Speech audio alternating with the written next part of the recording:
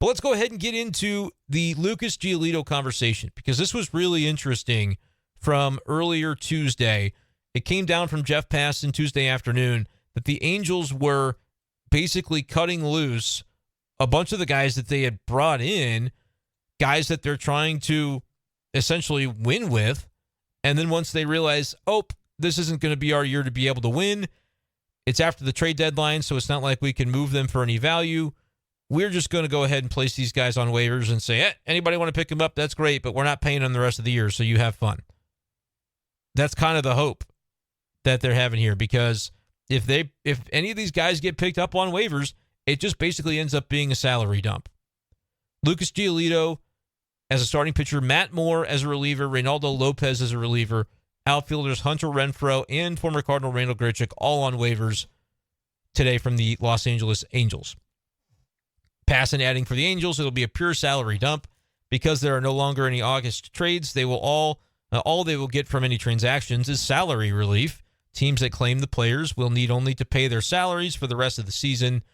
Passan adds, who gets the players will be determined by the reverse order of record. The team with the worst record that puts in a claim on a player will receive him, and there are going to be plenty of claims put in on from playoff caliber teams that need a starter, bullpen help, and bats. Like, it's just basically a shopping spree for teams that want to add some potentially legitimate players at this. I keep trying to say it's a deadline. It's not. It's just the Angels going, hey, if you want these guys, come grab them. You just got to pay them the rest of the year, and they're yours. Insanity to see a team just so blatantly go, yeah, we don't care if we win anymore. Like, it's not to say all these guys are studs, but Lucas Giolito's got definitely the potential to be.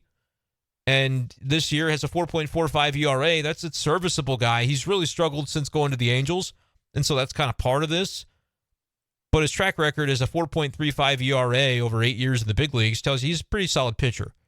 Nearly 1,000 big league innings, and he's only 28 years old. But he is a free agent to be. And so they decided to cut ties with him shortly after trading for him with the White Sox ahead of the deadline, back when Ohtani was healthy and Trout was healthy and they thought maybe they could make a run. Yeah, that's not happening anymore. But also Reynaldo Lopez, like they unload 5 players that are major league caliber players here. So here's the deal. Reverse order of standings is how the waivers work. Would the St. Louis Cardinals get involved on any of this? I don't really know what the benefit would be to get involved on Reynaldo Lopez, although he's a solid pitcher as a reliever. He's a free agent to be. I believe Matt Moore is also a free agent to be, left-handed reliever. This guy's got a 2.30 ERA in 2023. So, like, if you're anybody, it's like, yeah, you could put a claim in on these guys and they can maybe help you the rest of the way. A team like the Cardinals has no reason to do that from a strategic standpoint because they're not playing for anything, especially with a guy that's only under contract through the end of the year. There's really no benefit to it other than if you wanted to get a guy acclimated and used to your team, used to your clubhouse, he could try it on for size. Maybe he likes it here in St. Louis and decides, I'm going to give them consideration in the offseason when I'm approached by 5 or 7 teams about a contract. I'll have a taste in my mouth of what it's like to be a St. Louis Cardinal. Here's where I view this. And I saw from a lot of Cardinals fans. I even tweeted something about it to say basically like, would it be interesting? I think I even put the shrug emoji in my tweet. Like, would the Cardinals potentially do something here? But here's what I tweeted out. And let me know what you think about this. And I think there were some other perspectives that I saw that are very relevant. I said the Cardinals have no need for Giolito in 2023 because of their games don't matter. But if you wanted to get a guy in the building on a trial basis, they will be high up in the waiver order. They're 5th. And that's where I put the shrug emoji. And then I said, though, if you wanted to sell a guy on winning culture, this may not be the year to do that for the St. Louis Cardinals because, of course, they're like 19 games below 500, and it ain't their year. Here's another part of this. Before you Cardinals fans say, hey, there's no reason, it's just to pay him a little bit of money and you can get some starting pitching for the rest of the year, which helps. Cardinals fans want to at least see some competitive baseball. You could get him in there, get a look at him, and then have an idea of whether or not you want to offer him a contract in the offseason. Totally valid. Here's what you might do, though, if as the Cardinals, who are the 5th worst team in baseball, you claim Lucas Giolito, or for that matter, any of these other Angels that have been basically thrown in the trash today by Los Angeles. What you'd be doing is depriving all of those guys, any of those guys, of playing playoff baseball. Because in theory, if none of the bottom dwellers take any of these guys, a playoff team's going to. Like, there will be claims put in on Lucas Giolito. Even though he struggled, all it costs you is money, and you can never have too much pitching depth if you're a playoff caliber team.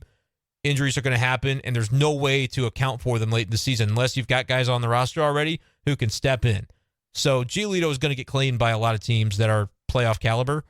The Cardinals aren't playoff caliber, but they get first crack because they have the reversed order of standings benefit.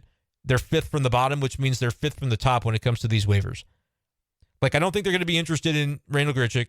I know people would love to see the reunion. I don't really see a point in that.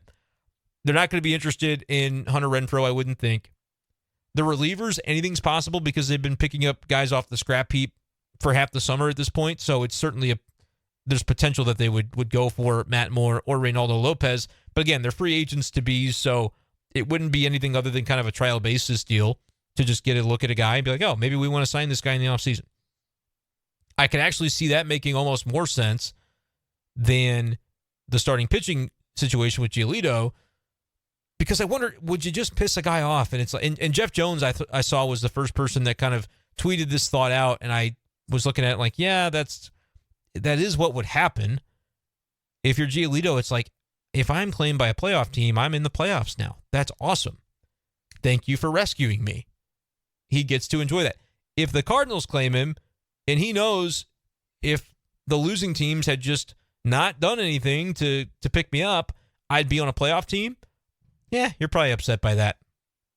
So could he potentially burn a bridge? Like, the Cardinals burn a bridge with Giolito by actually picking him up? I don't know. I don't think the Cardinals are going to be too hot to trot for Giolito if they don't have some experience with him down the stretch. So it's not like I think, oh, they're really in on Giolito and they're going to sign him, but now if they pick him up too soon, he won't want to play here. Like, I don't know if that's necessarily the thing. They could have some interest in him. He's been inconsistent. I would say if he's a guy that you're signing to a multi-year contract in the offseason, he better be like the number 4 that you're signing to be ahead of Steven Matz as your number 5 and Michaelis as your number 3. Like, there better be 2 more additions better than Giolito. And you might say, well, I don't know if that's realistic, Brendan. Giolito's a pretty big name. Sure, he's got a big name. He's got a cachet. He's got a reputation as a big league pitcher for a long, long time. But what does any of that matter? Is he going to get you enough outs to be a top end of your rotation guy? I don't really know. And the Cardinals need to know for sure when they go out and make these moves in the offseason, because otherwise you're just kind of reduxing exactly what you've just done, and that hasn't worked. That's been the entire issue. So they got to be pretty sure with the guys that they go out and get. And Giolito hasn't pitched great this year, so I don't know if he's getting that $100 million contract. Maybe he will. I don't know. He's young enough. But maybe it's more of like a 4-year, I don't even like to throw out numbers, but $65 million, $70 million, I have no idea. But maybe that's a factor. Would you piss him off if you sign him? Or I should say if you claim him on waivers? Do these players by the Angels that got put on waivers today, are they all hoping, don't claim me unless you're above 500, and then I'm happy to go there? Because who wouldn't want to play in the playoffs? Shoot, Casey Lawrence, I know, probably wants to play in the playoffs, man. He's like, if I had known that was a thing, I would have gone to the Angels and I would have gotten put on waivers today. I love it. Casey Lawrence doing a nice job for the Cardinals. I'm curious to see the way this is going to play out. I think a lot of teams are going to claim the guys, especially the pitchers, and maybe even Renfroe and Grichuk as well. I don't claim to know all the ins and outs of the guys' numbers this year and how they performed. I did look up Matt Moore, saw he had a 2-point-whatever ERA. That's pretty good. But it's going to be interesting to see the way that plays out.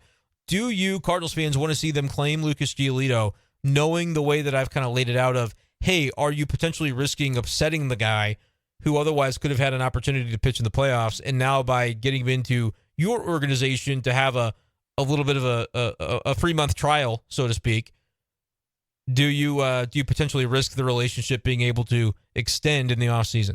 Not 100% on that, but let me know what you think, what your impression of it is. And, of course, while we're talking about guys who were placed on waivers on Tuesday, we do have to pour one out for our boy Harrison Bader, who was placed on waivers by the Yankees. And Bader's kind of been, Badering this year. He's got an OPS below 700. I haven't seen him play defense, so I don't really know what that's been. I haven't looked at the metrics, but, I assume probably solid defensive center fielder, but also not exactly a lot going on at the plate. kind of like the ebbs and flows went with his game when he was in St. Louis. But the Yankees waiving Harrison Bader is interesting to me. I know the Yankees have been kind of down bad in terms of the standings. I think they're in last place in their division. They've dropped to 4 games below 500. Going to take a quick peek at the American League standings. Is there any way they could fight and claw their way back into a playoff spot? Their roster is not really that good this year, and they've had Aaron Judge injured a lot this year. He's back now, but just, I don't think they're going to be, there's really no way to get back in for them. The AL playoffs has quietly kind of been sewn up already. Rangers and Astros and Mariners all with 75 or more wins in the American League West. That is now a 3-team race. The Rays and Orioles separated by 2.5 games, but Tampa's still got 81 wins, so they're well within range for that wild card. The Blue Jays really the only other team, I guess, from a shouting distance. The Red Sox are there too, but Boston's about 7-ish games behind what anybody in the American League West would be to give up their wild card spot. And Tampa Bay is kind of the team to beat in terms of the top wild card in the AL. The Blue Jays, with maybe an outside shot, they're about 3-4 games out. But other than that, it's been pretty much wrapped up with the recent run of the Mariners. It's kind of crazy to think about their season turning around the way that it has. We talked a lot about, hey, would they trade some pitching to the Cardinals if they need hitting? And Jerry DiPoto was out there saying, oh, we need a lot more than Babe Ruth just to fix this team. Or I think it was, they were asked, would you get Shohei Ohtani or something like that? And he said, look, we could add Babe Ruth to this team and it wouldn't necessarily make the difference. So interesting to see the Mariners have fully turned things around and they're looking like the exciting, fun-loving team that they were last postseason. They've won 9 of 10, and they're currently a half game up in the AL West. So we'll see the way that shakes out. But, yeah, that's what has led to the Angels and I believe the Yankees today also with what they did to Harrison Bader, just going, if anybody wants to pay this guy, save a few bucks. It's so interesting that these big market teams are the ones to make these moves when, typically that would have been, back in the day, an August waiver trade where you could put the guys on trade waivers and actually have a deal done before the August 31st deadline, and that's not a thing anymore. There's a one true deadline on August 1st was the day this year, and so these guys are basically just, hey, if anybody wants them, all you got to do is pay them, you can take them. It's like the equivalent of putting out an old refrigerator or couch near the street in front of your driveway and just saying, if somebody picks it up, you just got to haul it off and it's yours. Kind of bizarre that we've seen this in Major League Baseball. But what do you think about that? Where do you think Harrison Bader should go? No, I don't necessarily expect the Cardinals to claim him, but would be kind of fun. But the other aspect of that is Lucas Giolito. Could that make sense, or would the Cardinals, by claiming him, risk a potentially future relationship with the veteran starting pitcher? Guy who was the high school teammate of Jack Flaherty. If Flaherty were still here, I think it would be a fascinating storyline to just, hey, you might get more out of Flaherty, you might get more out of Giolito, you just, let's make that happen. But now that Flaherty's gone, I think it's not quite as interesting. But let me know. A lot of Cardinals fans said, hey, no, I want to see it. Don't be cheap, DeWitt. Go get him. I don't know. I don't know if you're playing the long game, if that's necessarily something that makes sense or not. But let me know what you think in the YouTube comment section below. Make sure to slam the subscribe button on the channel if you enjoy daily Cardinals content. We'll be talking more about these sorts of things in the offseason in particular. But if you missed the very beginning of this episode on YouTube, make sure to go find the discussion of the Cardinals win from Tuesday night. If you're on Spotify or Apple Podcasts, well, you've heard the whole podcast. Thanks for being with me. That's going to do it, though, for this edition of the show. Appreciate you guys, as always, for listening, and we'll talk to you next time on B-Schaeff Daily. Peace.